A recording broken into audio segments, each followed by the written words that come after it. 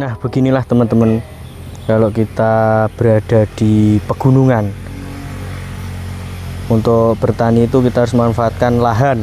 Yang kali ini kita melihat lahan terasiring, yang kalau di kota itu kan enak, lahannya berupa dataran. Kalau di sini kita harus mampu memanfaatkan lahan terasiring, dan inilah proses jalan menuju lokasi penanaman cabai keriting. Mari kita simak video selanjutnya teman-teman. Nah, sini kalau vegetasinya ini ada, nah ini namanya kapulaga, kawan-kawan. Nah, itu Mas Wito lagi bakar-bakar, nggak tahu mungkin bakar dupa atau apa itu. Nah ini, wah ini kan cabenya bagus teman-teman.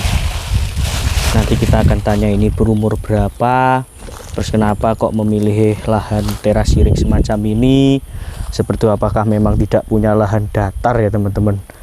Kita akan tanya-tanya kepada Mas Wito itu sendiri. Nah ini kondisi geografisnya teman-teman. Nah, kali ini kita memang berada di dusun Kalitelu, Desa Ndompyong, Kabupaten Trenggalek, Desa Ndompyong, Kecamatan Bendungan, Kabupaten Trenggalek. Di seperti ini. Nah, ini kalau ini Mas Wito namanya, Mas Wito Van Hart terkenalnya. Kita akan bertanya-tanya, dan ini juga milik KUB Gria Mandiri dan juga sekaligus kru Tani Utun. Selamat siang Mas Wito. Selamat siang.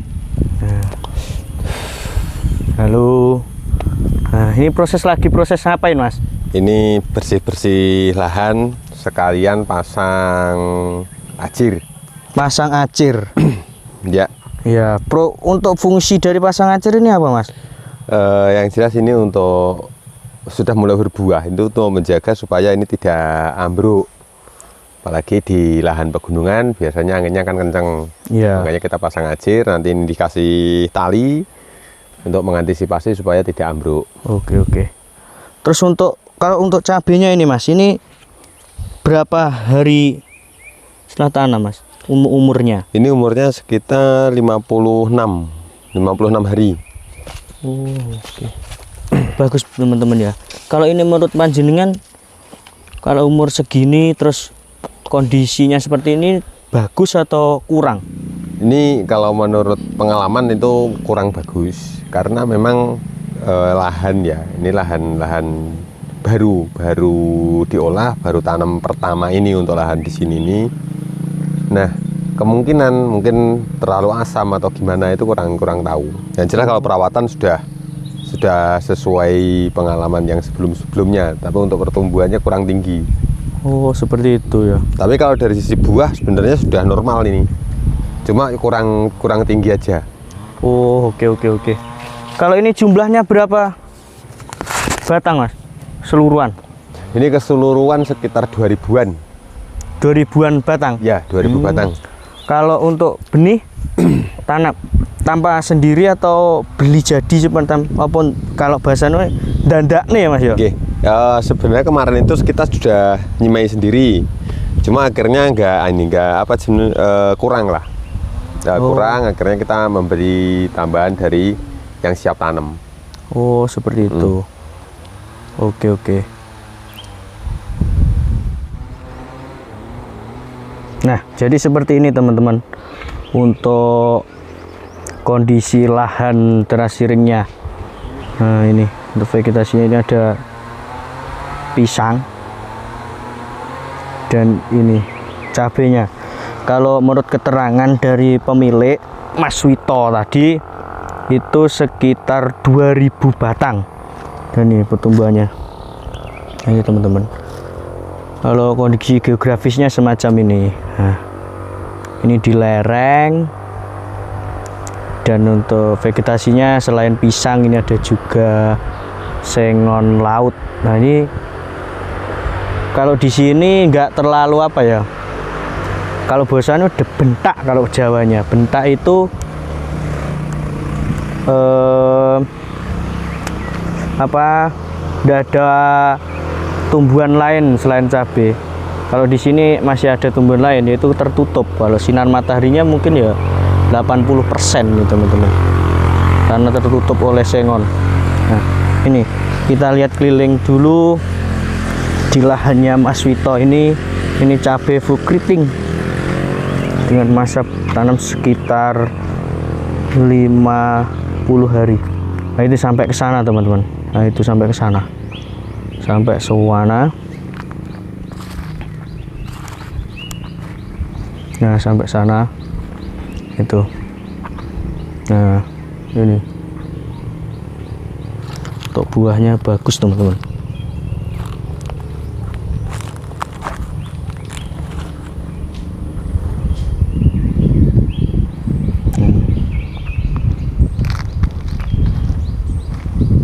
Nanti kita akan tanya kepada Mas Wito soal lahannya, terus kendala-kendala yang dihadapi, termasuk juga ini kan membutuhkan air. Nah, ini untuk proses penyiraman, atau kan ini musim apa ya, hampir mendekati musim kemarau, jarang turun hujan, artinya kan butuh air. Dan ini kita akan tanya-tanya nanti untuk menghadapi kendala itu bagaimana. Apa mungkin pakai ini, kan ada selang ini teman-teman. Nah, apa mungkin ya ini untuk pengairannya. Nah, itu sana.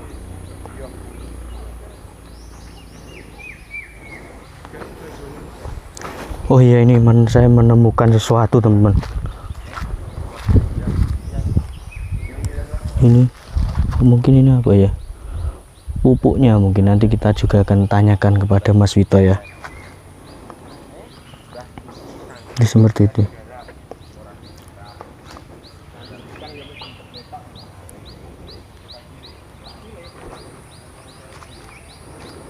Jadi walaupun di sini agak di pegunungan yang lumayan curam ya, tapi ini enak aksesnya. Nah, itu jalan teman-teman, itu jalan penghubung desa antara Desa Ndompyong dan juga Desa Semurup.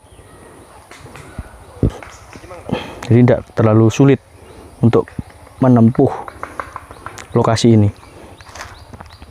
Mungkin itu juga menjadi pilihan dari Mas Wito, walaupun lahannya terasiring agak curam ini, tapi untuk akses mudah itu teman-teman semua. Nah,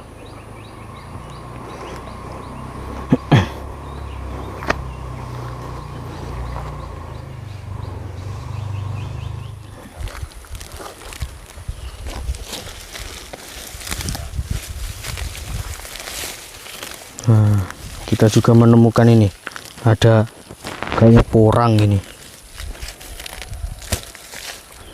Porang. Jadi porang itu kalau sudah tidak ada daunnya, bertumbuh bunganya adanya seperti ini teman-teman. Ini di apa ya, digali itu di dalamnya itu ada porangnya. Nah, itu Mas Wito lagi ngapain? Halo Mas, ini apa ini Mas? Ini lagi bersih-bersih gulma, menyiangi gulma. Nah, itu tanaman apa itu Mas? Ini terong ini. Oh, berarti selain cabai juga ada terong. Ya, ini kalau untuk terong ini kita tidak untuk dijual, untuk konsumsi sehari-hari. Okay. Nah, ini kan lahan dulu buat lahan, terus ada sisa apa namanya? Ada sisa lahannya tidak tertanami cabai karena bibitnya kurang. Akhirnya saya semaikan terong. Makanya cabainya berbuah, terongnya masih segini. Ini tanamannya agak selisihnya agak lama. Oke, terus kok enggak dikasih mulsa Mas? Biar enggak. Ini enggak, karena yo itu tadi tujuannya bukan untuk jual gitu ya. Cuma resikonya kalau tanpa mulsa kita harus begini nih, penyiangan rutin. Bersih-bersih gulma teman-teman. Ini tadi kita juga nggak tahu kan kalau ada terongnya. Saya kira rumput liar. Ternyata ada terong. Kita memanfaatkan berbagai apa? Ini teman-teman. Nah, ini terong nih. Nah, Oh, tadi menemukan selang itu ini ya. Ya, ke sini. Nah, ini yang jalan itu Mas, itu pipanya itu ukuran 1,5 itu. Di sepanjang jalan ini sampai bawah sana. Itu jalan dari Dompyong ke Desa Sumurup ya, Mas? Iya, Berarti aksesnya bagus, teman-teman. Nah, nanti kalau kita ada itu full rabat. sisa air dari tempat dulu tadi itu dipakai oleh warga Sumurup, Dusun Nitri, Ngerjo, Pak Randu itu pakai dari sini. Oh. Nah, cuma kalau lagi kemarau panjang, yang sana yo tetap nggak kebagian. Oke. Ini berarti sampai sana juga ini, teman-teman. Iya, sampai Kayaknya itu sampai sana. Itu. Nah, ini jadi kita kan nggak kelihatan nih. Kalau ternyata ada terongnya. Ini. Nah, ini loh. Ini terong, teman-teman. Sahabat tani utun semuanya. Nah, awas Mas, nanti kecabut terongnya. Nah, ini terongnya baru kelihatan nih. Nanti terongnya seperti Terongnya gulma kecil-kecil. kecabut. Kalah ini sama gulmanya Mas, karena ya memang kita nggak pakai mulsa tadi itu. Kalau untuk benihnya, Terong ini terong itu. saya nggak beli ini. Ada dulu punya tanaman di polybag. Saya tunggu sampai tua, terus saya ambil bijinya, saya tanam lagi. Oke, berarti tidak beli benihnya, semai sendiri dan murni apa namanya benih juga benih dari tanaman sendiri. Nah jadi begini teman-teman, kalau kita nggak teliti juga kecabut nanti terongnya, Tuh, karena tadi- hampir sama dengan gulma.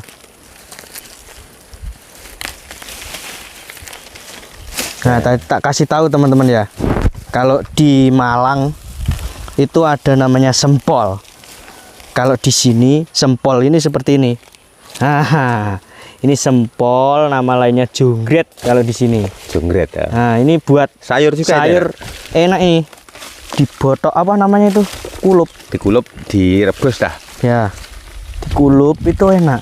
Tapi kalau banyakan itu bisa julinu. Darah rendah. Darah rendah. Ini teman-teman, nah ini sempol. Jadi kalau orang Bendungan ditanya sempol itu ya ini sempol. Hampir sama. Dulu teman-teman. Nah kalau di sini beruan, selain pakan juga bisa apa itu, buat kalau orang desa itu luka, Iya. terluka itu bisa itu. Nah seperti itu. Gini. Nah, prosesnya seperti itu, ditaruhkan di Ditaruh tempat di lukanya. Biar Nah, itu cepat bisa kering. sembuh, teman-teman. Antiseptik berarti itu ya. Kemungkinan. Bisa jadi. Tapi bisa sembuh. Kalau kita lagi cari rumput itu kena arit, kena apa namanya kebacok lah kalau bahasa sininya. Itu bisa ditolong pertama itu pakai itu, teman-teman. Birukan kalau di sini namanya. Untuk pakan ternak Kalau bisa. nama ilmiahnya nggak tahu lah.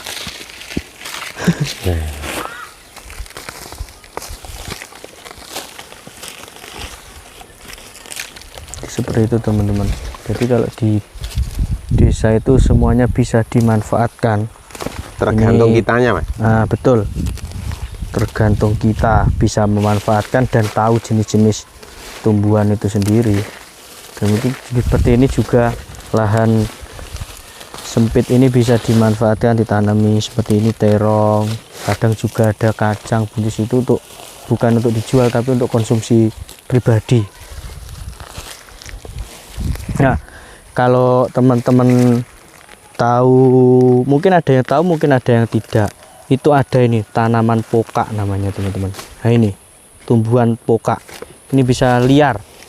Dan ini kalau bagus sekali disetek dengan terong, ini mampu berbuah banyak dan bagus teman-teman, tahan lama. Kemungkinan kalau terong ini berapa anu Mas? Untuk produktivitasnya berapa? Kalau Apa? terong, tanaman terong. Ya sama lah, bisa 4 bulan 5 bulan, tergantung air, tergantung perawatan juga. Nah, tapi kalau disetek itu bisa bagus Mas, disetek dengan anu itu ya. Dengan pokak lebih lama lagi Mas. Lebih lama, bisa tahun-tahunan kalau di. Iya. Saya pernah melihat itu seperti itu. Disetek dengan terong, pokak itu. Wah, Karena tanaman buahnya pokak itu sangat kan lebat. apa, dia lebih tahan gitu ya, Iya, betul. bisa awet. Ya, seperti itu tadi teman-teman, model tanaman pokak itu.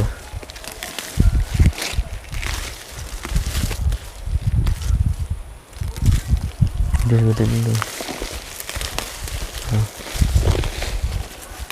Tuh.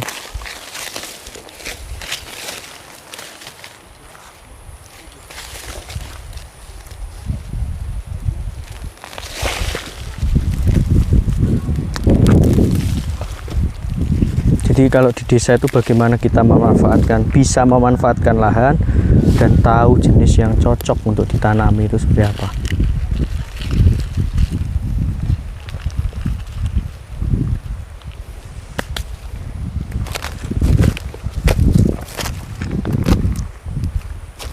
Jadi mungkin sekian dulu ya teman-teman semua, kita vlogging kita pada kesempatan hari ini ini adalah vlogging perdana dari Tani Uton, yang biasanya itu berupa podcast untuk edukasi pertanian dan juga peternakan. Kita kali ini mencoba untuk vlog biar teman-teman itu tidak bosan seperti itu, khususnya teman-teman Tani Uton. Sekian dulu dari kita, bila ada kurang lebihnya mohon maaf. Kita sambung di kesempatan yang berikutnya teman-teman semua. Dadah. Tapi sebelum itu jangan lupa like, komen, dan subscribe ya teman-teman. Dan jangan lupa salam Tani Uton.